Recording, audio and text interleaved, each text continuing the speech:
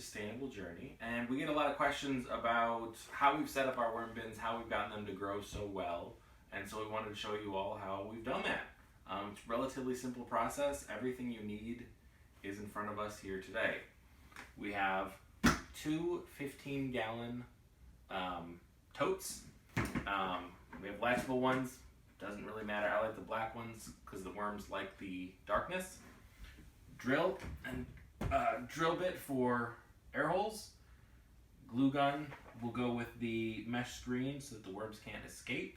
And then we have some spacers. This is just PVC pipe, 1 1/4 inch, about 4-inch sections. Then we have a bucket of peat moss that's been wet, but not so basically damp, not too wet. And then just some browns or some shredded cardboard as a cover for the worms themselves. All right, so basically what you're going to want to do is separate the bins. You take the spacers, and I put them in the bottom of the bin. What that does is that helps for water to get to the bottom, and as well as airflow to the worms that are actually going to be in the top bin. All right, so we just do spacers in each corner, and that way when you put it in, nice and easy, worms are up and out of any liquids that might leak out. All right, so the first thing you're going to want to do is air holes.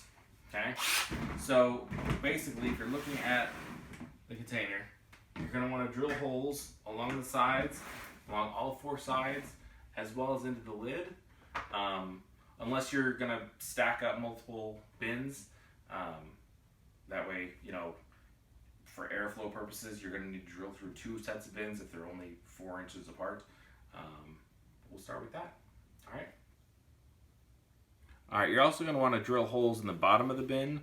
Remember, it's upside down, so do it at the highest point here, which would be the lowest point when you flip it back over, so that everything drains out and you don't have a 1/4 inch of fluid build up, because that's going to start to stink.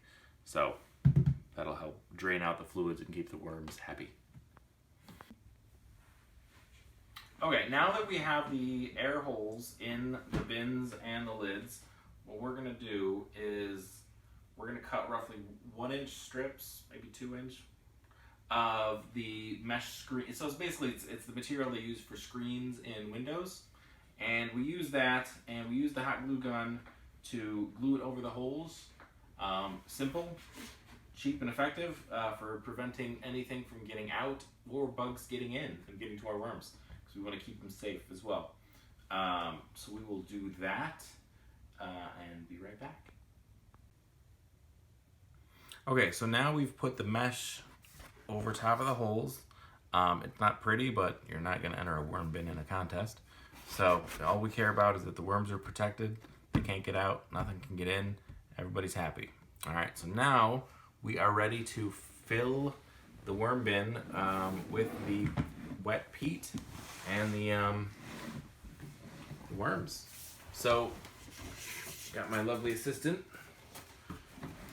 This is the part that kids all love to do. So what we're going to do is we're going to spread the peat out evenly on the bottom of the bin. Okay.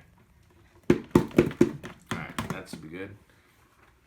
I'll scoop some of that out, or we'll spread this out. We'll see how. Basically, you want it to be about 1 inch thick, just enough to get them started. I'm going to spread it throughout the entire bottom of the bin. Make sure that all the full layer of moist peat moss on the bottom. You're ready for some food. So basically it's anything organic that you're done with. So banana peels, apple cores, kiwi. What else have we fed them? You can do a little bit of onion, not too much. Tomato, not too much because it gets a little spicy. So you want to avoid things like that. Cantaloupe, they love. Watermelon, rinds, they love. The other thing that I add in there are coffee grounds, because the way worms process things is they need some grit. to help kind of churn things through their bodies. And so either coffee grounds and filters, which are great for composting, or eggshells, just grind them up real small. Worms absolutely love those things. And then, so you're going to put a layer of those down, and then you're going to want to put another layer of peat, not too much, just enough to kind of cover the food. Depending on where you have this in your home, you don't want it stinking up, and so you want to keep everything covered.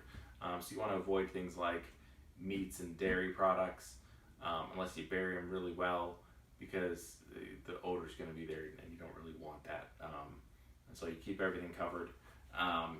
Once you have that, you're going to want to cover it with some brown. So we have basically, it's just cardboard. You can use certain types of paper. Newspaper is really good as well. You can get it a little wet if you want. But usually what we found is that the food that we put in there usually produces enough moisture that they don't need anymore. You don't want them drowning in there. Then you're just going to sprinkle this over the top, cover it up, check on it maybe once a week, and in that time they'll produce the castings that you want that will help your garden grow.